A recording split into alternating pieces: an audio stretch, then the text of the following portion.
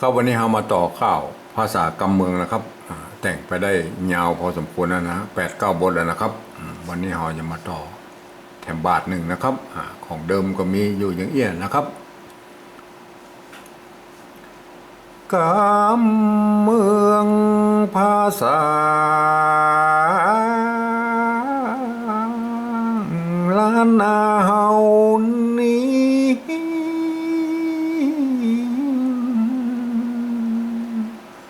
ปุ่นดีใจ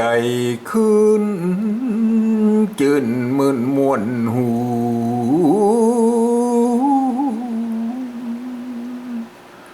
สำเนียงเสียงเพราะหยอกเยาะลื่นลือใครฟังมาจูปูศาสตร์ไกล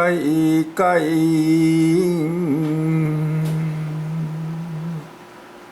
เริ่มจากกะขะกะขะงะให้จดจำหิวไว้อย่าจะวักสองจะชะจะชะยะขวามาใส่ถ้อยเลียงกำละตะละนะละทะจือจา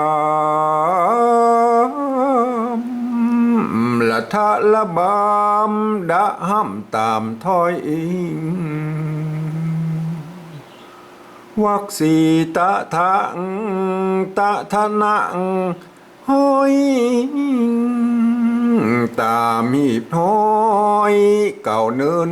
วักหาปะพะปะพะมะทะลืนเพิ่นแต่ใบกำเมืองของเก่าป่ออุ้ยดุยฟังเสียงอันว่าสำเนียงโบราณเก่ากี้สังพ้องกำเหลืออุเหียตีนี้กำกึดดีป่องแต่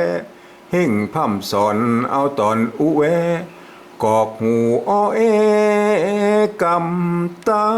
ยป่อแม่ล้วนนานวลตาสา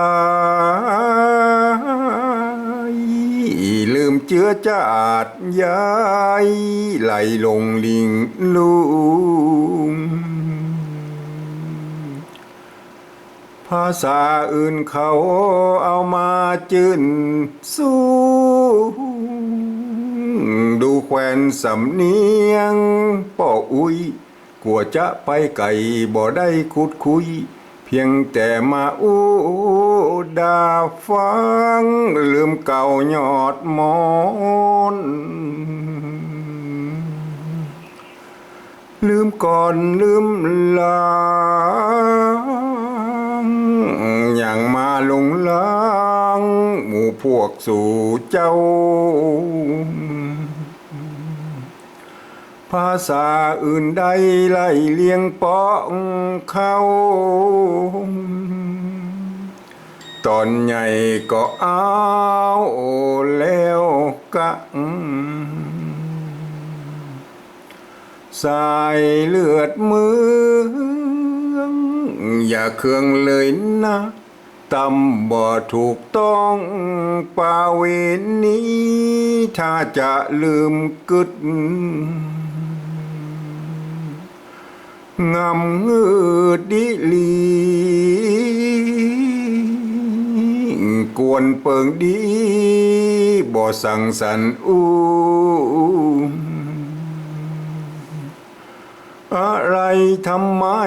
สามไว้จื่นสู้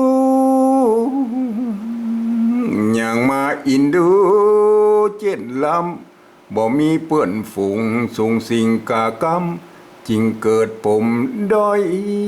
ตามมาอู้เมืองบ่จัด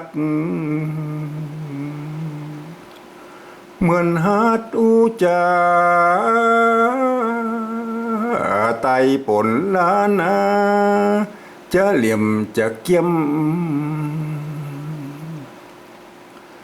สมองนั้นกานึกว่าแหลมเหลี่ยมตีแต่ก็ออกคนเมืองลืมจาดจืงนอเนื้อคำลือมาลืมสำเนียงเสียงสวรรค์เจ้าเสียงโทเมืองคือเสียงหากเงาสดใสเลื่องเล่าม่วนเพาะมาเครื่องสะบัดคัดอย่างใดเนาะสลิดแต่ลูคำใบว่าจะไปนักอันมักคงภัยบ่ฮู้ความในใจสู่เจ้าเฮ้ยครับวันนี้เราจะมาต่อแถมบาทนึงนะครับก็คือบาทสลัดขึ้นนะครับเห็นไหมบาทที่3นะครับมาดูเลยนะครับ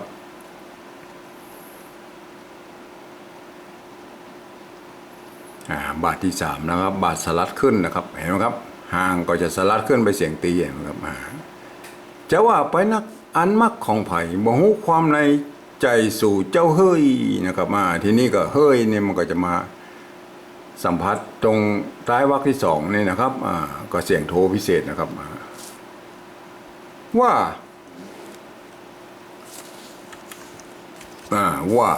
ก็ใจไม่กล้าวงอย่างนี้นะครับหรือจะใจไม่กล้าน้อยก็ได้นะครับก็แล้วแต่สุดแล้วแต่ชอบนะครับว่าตามเหตุผลเหตุในความจริงดังเดิมบนตัวตาเนี่ยบนต้องเอามาซ้อนกันนะตัวสะกดนะครับอย่างนี้นะเหตุนะครับหรือประเดี๋ยวนี้จะเขียนแบบแบบเอาตัวเดียวก็ได้นะเอาไว้ทั้งลุ่มเนี่ยเหตุผลนะฮะก็เราสุดแล้วแต่นะครับอันนี้มันสั้นดีก็เอาแบบนี้ก็ได้นะครับเหตุผลนะครับผลนี่ตัวละนี่เมื่อเป็นตัวสะกดก็ใจห่างนะครับใจห่างนี้นะผลนะครับเหตุมันก็เหมือนกับเขตนั่นนะครับเขตนี้นะครับสักพ่อพวกเขาเขียนแบบนี้แหละมันสั้นดีนะครับดั้งเดิมมันเป็นเขตตะเนี่ยนะครับอย่างนี้นะก็แล้วแต่ส่วนแล้วแต่จะเขียนนะครับโอเคนะครับเหตุผลคนมาหน่อคนมาข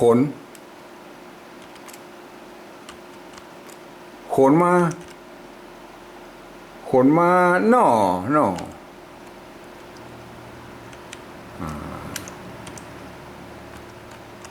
อันนี้เฮ้ยนะครับเฮ้ยขนมาหน่อเอ้ยน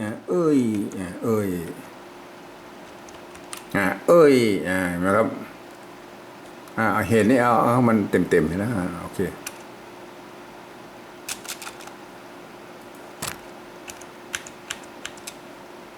เหตุนะครับเหตะเอาเต็มยศเลยนะเต็มยศเหตุก็แล้วแต่นะครับใครจะชอบเขียนแบบไหนนะครับเพราะว่ามันปัจจุบันนี่มันก็ฮดไปแล้วนะครับมันเหลืออันเดียวนะครับบอกกวนละเลยอันนี้เสียงสามัญนะครับมาสัมผัสอันนี้บ่นี่ความจริงดั้งเดิมเบอร์เอี่ยนะครับมีกันยอดหนึ่งลุ่มเนี่ยเป็นบ่อน้ำเปิดกำหนดโบราณกำหนดเป็นบ่อน้ำไปนะครับบ่อไม้ก็คือเอาตัดกันยอดออกไปให้เหลือเต้าอี้เป็นกรรมพิเศษนะครับบ่อไม้นะครับบ่กวนก็ตัวกะนะครับกวนเสียงสามัญนะครับกวนในกรณีนี้อย่างอี้นะครับตัวหน้า สะกดอยู่ข้างบนนะครับเพื่อเปลี่ยนตัวเป็นตัวละแทนนะครับไม่ใช่อย่างนั้นบกกวนนะครับบกกวนละตัวนี้ก็ละแล้วนะครับละเลยนะครับเลยมันต้องมีไม่กี่นะครับเหมือนเห็นไหมเลยถ้าเราเขียนนี่มันเป็นอย่างไรมันจะเป็นแบบไทยมันเป็นเลียไปฮะภาษากำเมืองเป็นเลียนะครับเลยมันต้องมีไม่กี่อย่างนี้นะครับละเลยทีนี้เอกตรีจะดีที่สุดนะครับเลยถ้าบอกมีเอกก็เสียงอื่นได้นะครับก็ไม่ได้ว่านะครับแต่เน้นเอกตรีอีกไม่ได้นะครับนะ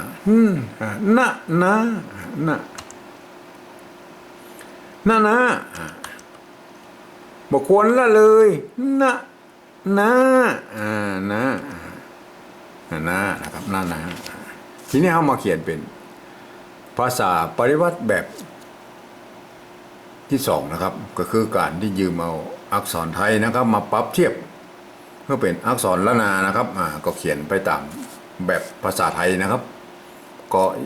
ยังผสมผสานกันอยู่นะครับเพราะว่าเนื่องด้วยสระมันเหมือนกันนะครับสระภาษาไทยอย่างอย่างเลยเนี่ยถ้าเรามาเขียนแบบเต็มยศเลยมันก็บ่ได้นะครับเอามาเขียนไปเลยนะครับว่าก็ยืมตัววอแหวนเนี่ยนะครับมาเป็นตัวว่านะครับว่าตามเหตุนะครับเหตุตัวนี้มันมี2ตัวนะครับเมื่อเอาใจตะ2ตัวซ่อนมันก็ต้องเป็นอย่างอี้นะครับเหตุผลนะครับเหตุผลคนมาน่อนะครับเห็นไหมในภาษาละนามันมีไม่กี่ครับถ้าเป็นภาษาเฮาประกอบเป็นภาษาไทยอย่างนี้เป็นภาษาปริวัติเฮาก็เอาสระอิมาไม่กี่ครับมาก็เอาโมอีก็พอแล้วนะครับนะครับอ่านเป็นนะเห็นไหมครับผสมผสานกันไปนะครับบอกกวนนะครับยืมตัวคอควายมาเป็นตัวกะนะครับกวนนี่เห็นไหมในความจริงเพื่อเขียนเอาตัวละเขียนแทนตัวนะนะครับเอาก็โหเรามาเขียนแทนตัวหน้านะครับเขาก็ใช้ตัวหน้าเองก็ได้นะครับกวนนะครับบอกกวนละเลยละนี่เห็นไหมในภาษาละนาเพิ่นมีไม่กะหรือสระอะนะครับแต่เขาเขียนเป็นปริวัติแบบนี้ถ้าเขาบ่ใส่สระอะมาจะอ่านเป็นรอได้นะครับอ่านอย่างละนะครับละเลยเห็นไหมเลยไม่กี่เขาก็เบามาแล้วอย่างนี้นะครับต้องผสมผสานกันไปนะครับเขียนนะฮะนะครับก็เหมือนกันนะครับเห็นไหมนะนี่มันตรงตัวนะครับทีนี้เรามาเขียนเป็นภาษาปริวัติแบบที่สามนะครับคือการที่ยืมเอาเอาภาษาไทยเลยนะครับทั้งดุนมาสะกดเขียนตามสำเนียงกำอู้ภาษาละนาตำบลปุ่นนะครับเห็นไหมก็เสียงออกมาได้กับเขียนไปตามนั้นนะครับไม่จำเป็นต้องรู้นะครับเอาหูฟังนะครับหูฟังเนื่องด้วยระบบการผ่านเสียงในภาษาไทยกับภาษาละนามันเหมือนกันนะครับมันมาตรงมาตัดมันก็จะไปตรงมาตัดที่เสียงโทพิเศษในช่วงนั้นเห็นไหมมันจะผิดเพี้ยนกันนิดนะครับเพราะฉะนั้นเราต้องดัดแปลงตัวนั้นในส่วนนั้นก็ว่าไปนะครับว่าได้ยินเสียงว่าภาษาไทยเพื่อเขียนนี่นะตามนะครับอันนี้ภาษาไทยมันอ่านว่าตามนะครับเห็นไหมตามก็ใส่ไม่จัดวาพวกเนี่ยก็เหตุนะครับเหตุเฮาบอกฟังแล้วนะครับบอกฟังบอกดูแล้วเหตุเหตุในภาษาไทยว่าเหตุนะครับเหตุก็เขียนเหตุนี้ก็ได้นะครับเขียนนี้ได้ตามภาษาไทยครับเหตุผลเห็นไหมครับเขาหมดบ่อยพอแล้วภาษาปริวัติไปสองแบบที่2มาเขียนอย่างไรนะครับขนมาน่ออันไหนตรงไปก็เขียนไปนะครับนะครับตัวนี้มีปัญหาแล้วนะครับในตัวนะครับโดนไม่ขอจ้างไปนะครับ อันแบบที่สองนี่นะครับยืมตัวอะนะครับยืมตัวอ่างมาเป็นตัวอะนะครับโดนไม่ขอจ้างไปก็เอ้ยตัวบุ่นแบบที่สองนี่เอาใจรักการภาษาละนาอ่านนะครับเขียนประกอบขึ้นมาก็เป็นภาษาเทียบนะครับปรับเทียบเมื่อปรับเทียบเรียบร้อยแล้วไส้ในนี่เป็นอักษรละนาตัวคะตัวนะตัวมะตัวนะตัวอะนะครับเอ้ยอันลุ่มนี่แหละครับอันลุ่มนี่เอาภาษาไทยมาเขียนนะครับสะกดแบบภาษาไทยก็อ่านแบบภาษาไทยก็อ่านว่าเอ้ยนะครับเสียงโทปกตินะครับเห็นไหมครับเขียนเหมือนกันแต่อ่านต่างกันนะครับเพราะว่าใช้คนละหลักการภาษาอ่านนะครับเพราะนั้นมันต่างกันนะเพราะนั้นมันเขียนมาได้แล้วครับเขาอู้ถึงตามเหตุผลแล้วเนี่ยตามเหตุผลเนี่ยนะมันเขียนมาได้แล้วครับจะเพิ่งไปเขียนเปิบไปเปลี่ยนไปตะบนพูดมาได้นะครับเพราะจะต้องอ่านแบบภาษาไทยนะครับเปิบก็ขี้ตู้นะครับเอาขี้ตู้มันเหมือนกันเนี้ยมาได้นะครับเขาต้องว่ากันซื่อๆเลยนะครับเพราะนั้นเมื่อเขียนมาได้เปิ้นบ่มีวรรณยุกต์โทพิเศษมานี่เขาต้องปรับปรุงเปลี่ยนแปลงตัวนี้แล้วนะครับในส่วนตัวของผมก็จุดประดับไว้อย่างนี้นะครับเห็นไหมครับเมื่อมีจุดประดับไม่โทอย่างนี้นะครับผมบังคับนะครับเพื่อไผ่กระจ้างที่เข้ามาอ่านในแบบฉบับที่ผมเขียนเนี่ยนะครับถ้ามีจุดประกอบไม่โทนี่คืออ่านเสียงโทพิเศษนะครับเห็นไหมครับผมไม่หันคนอื่นป้นใจตัวเอียงนะครับก็ใช้ได้นะครับมีความคิดสร้างสรรค์ที่ดีนะครับไผ่ใจตัวเองตัวหนาตัวขีดเส้นใต้ก็สุดแล้วแต่นะครับก็สุดแล้วแต่ก็ได้ทั้งนั้นนะครับแต่อย่างว่านะครับเมื่อเขียนแล้วก็เขียนจบแล้วก็ขอหมายเหตุตั้งรุ่มนะครับว่าละคำลักษณะอย่างนี้คืออ่านออกเสียงโทวิเศษนะครับตัวอยตัวยอตัวอย่างนี้อ่านออกแบบไหนอธิบายให้เพื่อนนะครับเพื่อจะได้อ่านออกสำเนียงละนาได้ถูกต้องนะครับบ่เหมือนบอกกวนนะครับได้ยินเสียงกวนแล้วมันต้องกอไก่นะครับกวนบอกกวนละเลยนะครับละเลยนะครับละเลย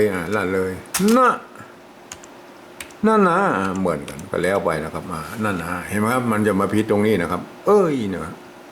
เสียงโทพิเศษเนี่ยเขามาปรับปรุงเปลี่ยนแปลงตัวนี้ตัวเดียวนะครับตัวอื่นเขาไม่ต้องไปแก้ไขเพิ่นนะครับ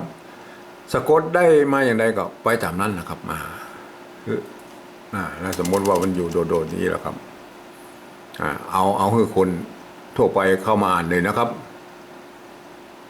บอกว่าเป็นคนไทยคนฝรั่งมังค่าหรือคนเมืองที่บอกเคยเรียนภาษาละนามานะครับเพื่ออ่านตามหลักภาษาไทยนะครับทุกประการยกเว้นคำที่มีจุดประกอบไม่โทเพื่ออ่านออกเสียงโทวิเศษนะครับคำที่เป็นยอยักษ์โดดๆเพื่ออ่านออกเป็นเสียงยอนะครับยอยักษ์แบบละนานะยังเนี่ยอย่างนั้นนะครับถ้าเป็นอยอ่านออกเสียงยอยักษ์ไทยนะครับยูยาอย่างอยากแล้วท่านจะได้สำเนียงละนาไปพร้อมเลยนะครับมาอ่านเลยคนทั่วไปนะครับว่าตามเหตุผลโขนมานอกเสียงโทพิเศษนะครับบอกกวนละเลยนะเห็นไหมครับอันนี้คือสำเนียงละนาคนเมืองนะครับคนเมืองเปิ้นอ่านนี่กันอย่างอี้นะครับสำหรับภาษาปริวัติแบบที่สองหรอกครับอย่างนี้เปิ้นบ่ได้ฮื้อเอาคนทั่วไปเข้ามาอ่านนะครับมันอ่านแล้วมันจะผิดเพี้ยนสำเนียงนะครับเพราะว่ามันเป็นภาษาเทียบนะครับไส้ในนี่มันเป็นภาษาละนาแล้วนะครับตัวว่าตัวตะตัวมะตัวหะตัวตะอะไรเงี้ยเนี่ยตัวพระเนี่ยเห็นไหมถ้าคนที่โมโหอีโนยเนี่ยเข้ามาก็อ่านนึกว่าเป็นภาษาไทยก็อ่านไปมันก็สำเนียงมันเบี้ยวนะครับว่าตามเหตุผลขนมานอกบอกควรละเลยนะมันมาได้นะครับมันสำเนียงอย่างนี้มันมาได้เมืองนะครับมาได้เมืองมันมาใจนะครับต้องให้คนที่เปิ้นฮู้ภาษาละนาเปิ้นเรียนมาตามภาษาละนาเปิ้นฮู้ว่าอันนี้คือภาษาปริวัติแบบที่สองนะครับพวกก็จะอ่านไปตามนี้นะครับว่าตามเหตุผลโขนมานอกบอกกวนละเลยนะเห็นไหมครับมันจะต้องไปเป็นอย่างนี้ในภาษากำเมืองนะครับสำหรับภาษาเก้าเง่าละนาเก้าเง่าเปิ้นหรอกครับเปิ้นสมบูรณ์แบบในตัวของเปิ้นอยู่แล้วนะครับเปิ้นบ่ได้มีปัญหาสักอย่างนะครับถึงแม้ว่าจะเขียนได้หลายแบบนะครับ หลายๆแบบอย่างเหตุเนี่ยนะฮะเขียนได้หลายๆแบบนะครับ จะเหตุตัวเดียวก็ได้เหตุ2ตัวก็ได้อย่างนี้นะฮะเพื่อนก็อ่านตามหลักการของภาษาละนานะครับอ่านไปตามนั้นมันก็จะได้ไปตามนั้นนะครับว่าตามเหตุผลโขนมาน้องเอ้ยบอกกวนละเลยนะเห็นไหมครับแล้วเปิ้นภาษาละนาเปิ้นบอกมีปัญหาอย่างแล้วจะไปเขียน2อย่าง3อย่างอย่างครับมันก็อย่างว่านะครับปัจจุบันนี้ภาษาละนามันใกล้จะสูญแล้วนะครับคนฮู้ภาษาละนามีน้อยนะครับเพราะฉะนั้นเรามาช่วยกันอนุรักษ์กันไว้นะครับช่วยมันไม่ยากนะครับภาษาละนาเฮียนไปนะครับมันไม่ยากนะครับมันจะยากตอนที่เอามาถ่ายทอดที่ไม่ได้นะครับ ว่าเขาจะเขียนอย่างไรคือคนอื่นเปิ้นฮู้ภาษาละนาเนี่ยคำโอ้เนี่ยอันนี้ยากกว่านะครับเอามาศึกษานะครับ